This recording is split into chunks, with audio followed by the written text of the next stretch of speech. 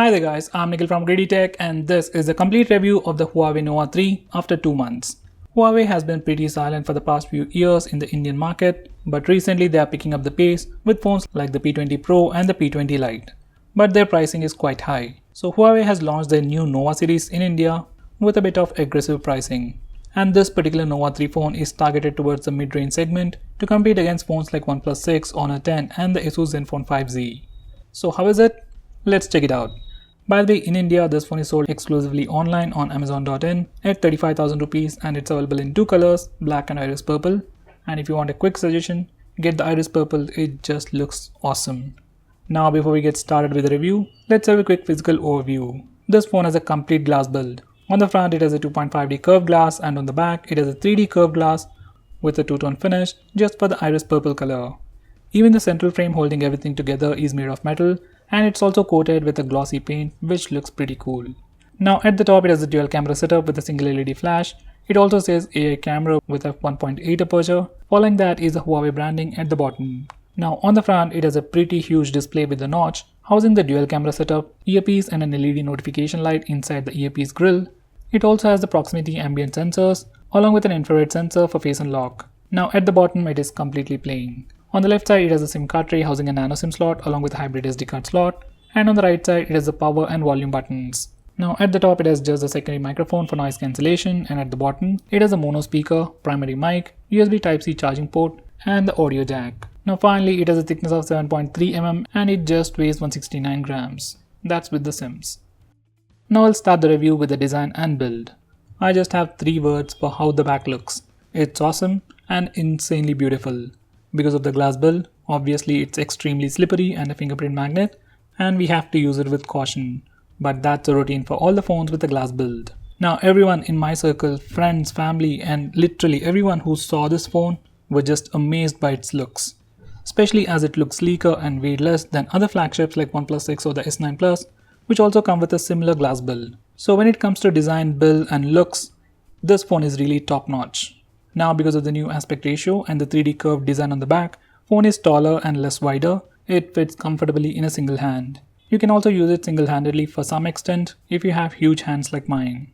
Now coming to these buttons, I just love them. They are made of metal, they are sufficiently elevated and have a nice clicky feel to them. By the way, this phone also comes with a free screen guard pre-applied and a free case inside the box. This soft silicone case can help you with the grip and smudges, but it doesn't have a raised lip for the camera or the display, so they might get scratched easily. So if you're really worried about scratching your phone, cameras or dropping it, just get a better case as soon as possible. Now the final thing that I really like about this phone would be the weight balance. Even though it weighs 169 grams, it feels pretty lightweight, especially considering other phones in the same price segment. Now coming to the hardware section, it comes with all the basic sensors. Gyroscope and auto brightness sensor are working without any issues. It has quite a big LED notification light near the earpiece.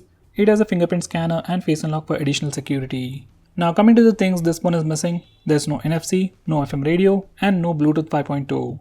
So if you're someone who listens to a lot of radio or uses NFC for payments, then those things are not available on this phone. Now coming to the fingerprint scanner, it is pretty fast. I can even say it is super fast.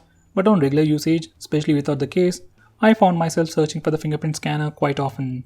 It works in any angle, it's pretty accurate, and as usual it doesn't work if your fingers are wet. Now coming to the face unlock, it works and it is super fast in well lit conditions. It also has an additional infrared sensor to help it unlock the phone even in low lighting conditions. So I've tested it in complete low lighting conditions. Surprisingly it worked, it was pretty fast and it worked even with my glasses on. So on the whole, face unlock on this phone is pretty fast in all lighting conditions. Now this is a SIM card tray and this phone supports dual 4G, dual VoLTE. You can use 2 SIMs on 4G or VoLTE at the same time on this phone.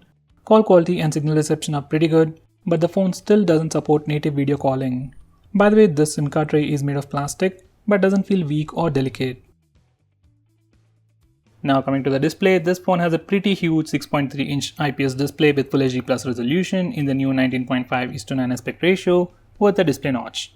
Now because of this weird aspect ratio, phone fits pretty comfortably in the hand, and as I've said, it is kinda usable single-handedly if you have huge hands like mine, and even if you don't, this phone comes with features like one-handed mode which can help you use this phone single-handedly. Now coming to the display itself, it is definitely one of the best IPS display panels out there, especially at this price. Color reproduction is good, it looks a bit saturated and to the cooler side, but that can be adjusted from the display settings based on your preference. Personally, I like to go with saturated colors and the cooler look. Sunlight legibility is also pretty good at its maximum brightness. Now, one annoying thing with this phone is the power saving mode. When the battery percentage is too low, it turns on automatically and it affects the screen brightness. And there is no way to know if the power saving mode is on or off unless you go all the way to the battery settings. That's just one thing I found to be kinda annoying. Now coming to the notch, you do get the option to hide it, but for most of the applications, whether you're watching video, playing a game, or using it in landscape or portrait mode, this notch area is completely ignored or completely left blank. So even though we do get a massive display, all the applications, especially native applications like YouTube, are also not able to use the entire display properly. So that's a bit of wasted space. Now there are also a lot of screen gestures with this phone like double tap to wake and so on.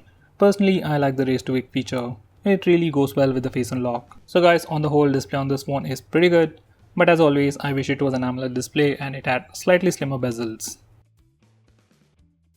Now coming to the cameras, this phone really has 4 cameras, 2 on the rear, 2 on the front.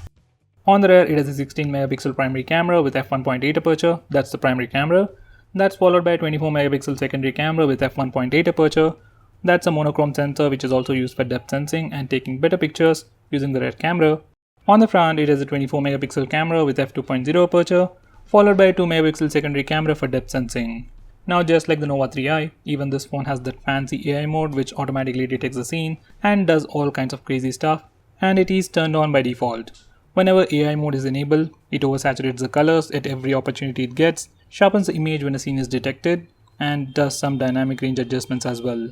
From all my usage, AI mode is more of a hit or a miss. Sometimes you get some pretty insane looking pictures and sometimes they are completely off the chart. So I personally left it on all the time. So I just take a picture, see the image. If I don't like the effect, I can always disable it and get the original image. So that's one of the things I like about this mode. Now coming to the pictures, HDR photos look pretty good. Capturing speeds even in low lighting conditions are pretty good.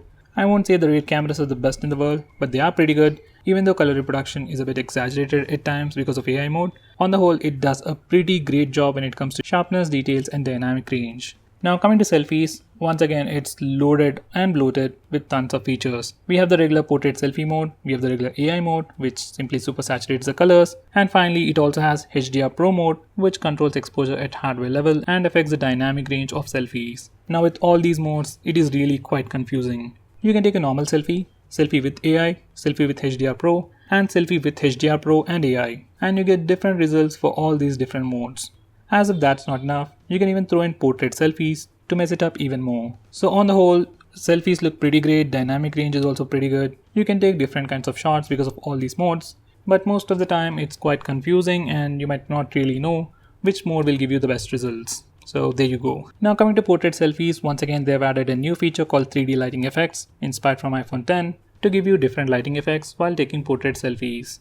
As if all this was not enough, it also has 3D Qmoji, AR lens, and Amazon Assistant built into the camera application and the phone. Now using the camera application, you can simply point at different objects and find that product on Amazon, or else you can take a picture and hold it with 2 fingers to once again search that product on Amazon. So they bundle lots and lots of features into a single camera, and that's pretty insane.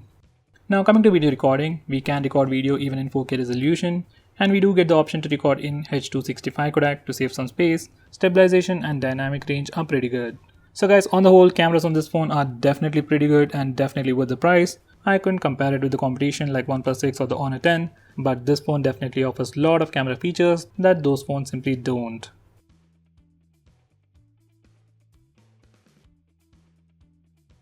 Now coming to performance, this phone sports Huawei's very own Kirin 970 processor, which can be found on phones like Honor Play, Honor 10 and Huawei's P20 Pro, which has 4 Cortex-A73 cores clocked at 2.36 GHz, 4 Cortex-A53 cores clocked at 1.8 GHz, with Mali G72 MP12 GPU. Now that's 12 cores of GPU. Now this processor is built using the 10nm architecture, so it's not only powerful, it's also pretty power efficient. Now coupled with that, this phone also comes with 6GB of LPDDR-X RAM with 128GB of storage. Now coming to actual usage, no matter how far I pushed it, there was absolutely no lag and no stutters. Everything was pretty smooth. Well, obviously it is not as buttery smooth as stock Android phones, but it was still pretty smooth, and most of the time I couldn't find any lag. Even the memory management is pretty good. Most of the applications that I used were always in memory, and that's one of the reasons for a smooth experience. Now this phone is also one of the first few phones from Huawei and Honor to support GPU Turbo. Now this particular feature is supposed to drastically improve your gaming experience while saving your battery life as well. There is no particular toggle to enable it or disable it, and most of the time we can't say if it is working or not. And besides that, there are only 2 games right now that support this feature. That's PUBG Mobile and Mobile Legends Bang Bang. Now coming to the gaming experience, with or without GPU Turbo, I don't know if it's working or not, but the gaming experience for PUBG Mobile was pretty good. I didn't have any issues, entire gameplay was pretty smooth and there was no lag. Now more than PUBG Mobile, I played Asphalt 9 on this phone, and the graphics and visuals were really amazing on this phone. So when it comes to gaming, you really don't have to worry about any issue on this phone. Now coming to the heating issues, I won't say it's completely cool, but because of the glass build, it does get warm on intensive usage, especially while playing games like Asphalt 9 or PUBG Mobile continuously for hours together. With that said, on normal usage or even light gaming, like 15 to 20 minutes of gaming, I didn't have any major heating issues. Now my brother has been using this phone for about a month and he didn't have any issues with overall performance, and the entire user experience is as good as it was on day 1. So on the whole, performance on this phone is pretty good and it is pretty consistent even after 2 months. Now coming to the software section, this phone runs a heavily skinned version of Android called EMUI 8.2 based on Android 8.1 Oreo, and even now it still has July security patch. According to the latest news, this phone should be getting the latest security patch in a couple of weeks. Now with that said, as this is a custom skin, this phone is simply loaded with tons of features. Honor phones and Huawei phones run the same EMUI OS, but Huawei phones have additional features like voice control, more camera features, fingerprint gestures, and knuckle gestures. You can double tap the screen with your knuckle to take a screenshot, you can draw with your knuckle to take a screenshot once again, you can draw a line at the center of the screen with your knuckle to open split screen mode, and you can do crazy stuff like that. Personally, I am not a fan of these knuckle gestures, but I do love all the screen gestures and especially the fingerprint gesture to pull down the notification bar. So on the whole, software experience on this phone is pretty good. You get tons of features, options to customize your phone according to your preference. So if that's something you look into a phone, then this phone definitely has it. I just have one complaint with the software, that's with software updates. Huawei should be really pushing with the software updates, and that's kind of a lagging, but that might improve in the future. Now coming to the audio experience, this phone has a mono speaker at the bottom. It's not very loud, but the audio quality is pretty good. Here's a quick preview.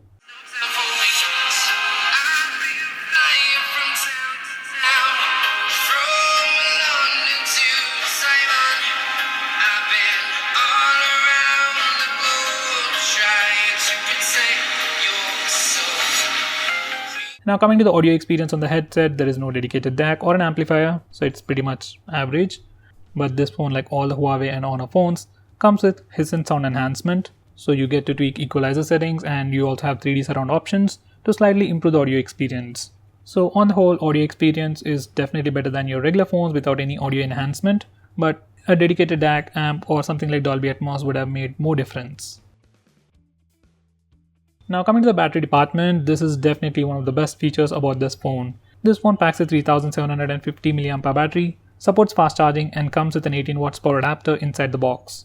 Despite the glass build, there's still no wireless charging, but it does charge pretty quickly. You can get up to 25% of charge in just 30 minutes.